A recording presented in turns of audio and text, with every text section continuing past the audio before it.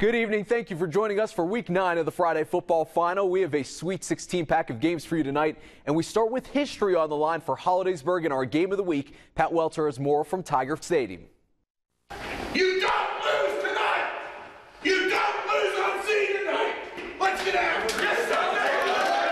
Stakes high for the Golden Tigers, playoffs on the line tonight, but the same was true for their opponent, the Indiana Little Indians. Jake Zelinskis, the coach's son, to Ben Snyder, 7-0 road team early. The Golden Tigers would pick off Zelinskis twice in the first half, but nothing to show for it, so into the locker room, time to adjust. This is a three. If he's a three technique, it's A gap, you're going through the A gap. If he's a shade, you're going through the B gap.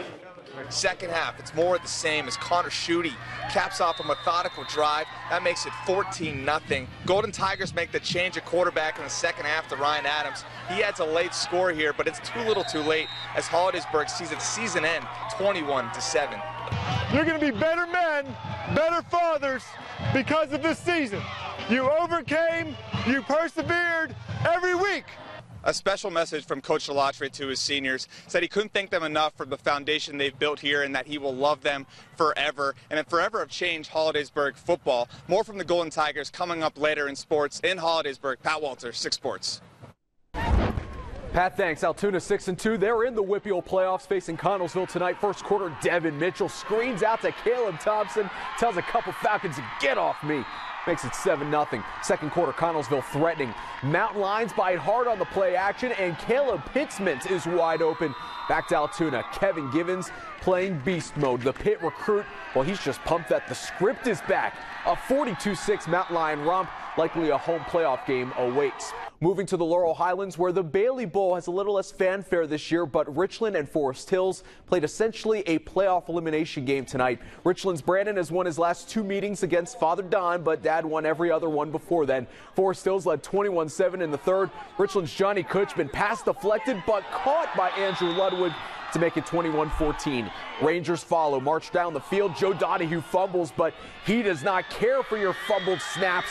Rumbles in for a 28-14 lead. Fourth quarter, Forest Hills marches down once again. The old fullback dive, Ian Wyzorek. This round goes to Dad, 35-14. Well, this was a big win for us. Playing against Richland, playing against my son, it's always bittersweet. I'd like to see him succeed, but I don't enjoy him beating us. We knew going in that the winner of this game had a chance to make the playoffs, and fortunately for us, it was us that won. Somerset's 8-0, trying to set up that championship showdown with Bishop Guilfoyle next week at Penn Cambria. No score after 1. Panthers thinking upset. What a catch, Mark Mardula to Drew Slatko-Wilt in the end zone. 7-0 PC. Eagles answering. Dylan Barnes dumps it off to Bryce Mostoller, and then Jake Heupel reaches for the goal line to make it 7-all. Last minute and a half now. Eagles possession. It's Levi de Blasi in motion, takes the handoff right up and in, and Somerset rolls in the second half, 35-7. Cambria Heights hosting 7-1. Bedford pick it up, start of the fourth. Austin Cook takes the pitch left, points out his blocker, says, I got this, guys. Left-handed stiff arm, give him the 49-yard touchdown. Oh, that was nasty. 42-0 Bedford. Highlanders keep battling, though. It's Trenton Coy with the long gain down inside the 10-yard line, and that'll send up Dennis Link from 7 yards out to break up the shutout bid, but Bedford continues to roll this season, 42-6. Talk about a bittersweet night in Windber. Tonight, the 1,000th game in Windber football history, but also if the Ramblers would beat Shade, it would be the last at Windber Stadium before a massive renovation. Winner here moves to 4th place in the WestPAC and pick it up in the first quarter. Panthers on the doorstep. Ted Denagan takes it in from 2 yards out. Shade goes up 7-0. Then the Panther defense steps up. 3rd and 10 for the Ramblers. Jake Podorowski is taken down. Trevor Brown and Chase Samosko. Second quarter now, Logan Glessner's got daylight for Shade, and that's about the only thing in front of him except for the pylon. 13 yards out, made it 13-0, and Shade wins 27-0. Portage hosting Conemaugh Valley. Caleb Kephart would break the school's rushing record in the third quarter, so congrats, Caleb. Then he's just doing what he does best. End zone, touchdown, 14-0 Portage. Then it's Cortland Correnti for Portage. He goes up the middle. No one can stop him. Portage moves to 9-0. They win 55-14. Berlin home to Black Lake Valley tonight. Give you one of the highlights of the year. Braden Fluffman on the punt return. Stiff arm the Viking at the 40, crosses midfield, shakes off two more, stays on his feet somehow, spins out of another, and goes 67 yards for the touchdown. Berlin goes up 28-0. Later in the second quarter, it's Tyler DeArmond. A much more manageable 1-yard score, but Berlin is hot going into Portage next week for the WestPAC Championship. They win 56-0.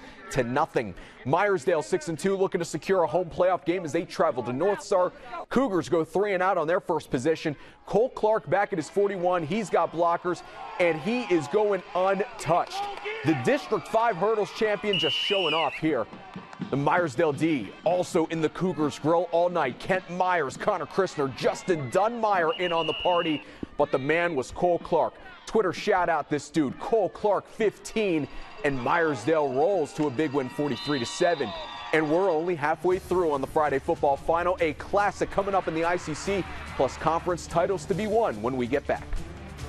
Hey Matt, we wish you the best of luck in all your future endeavors and everything, and you know, you're a great sportscaster. We're going to miss you in this region, and I hate to say, you keep asking me what year's going to be the year, and next year's the year I was finally going to tell you. So, but take care, and we'll keep in touch. Wish you the best of luck. Thanks for supporting the Mustang football program and all the great stories you did over the year. You're a great guy. We have nothing but praise for you, and good luck again to you and your wife and all your endeavors. Panthers along with the PIAA and the Laurel Highlands Athletic Conference. Good sportsmanship.